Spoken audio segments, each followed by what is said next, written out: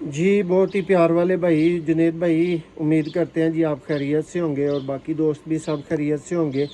दोस्तों इस वीडियो में जी आपको घर के बल्ब चपड़ों का तारफ़ देते हैं और ये हैं जी दोस्तों प्योर तरीन हालत में 10+ घंटे बाजियों में उड़ने वाले दोस्तों चपड़े 110% गारंटी के साथ ये बल्ब चपड़े हैं दोस्तों। ये मेरे घर के ये बहुत ही प्यार वाले हमारे भाई हैं जुनेद भाई। तो ये उनके शौक़ के लिए बिल्कुल माँ बाप के नीचे से उठा के, ये भी इसका देखें शाह पर भी छोटा है, बच्चे का शौक़ करवा रहा हूँ उनको। ये मैं इसका दूसरा पर भी आपको दिखाऊंगा, देखें जी जुनेद भाई।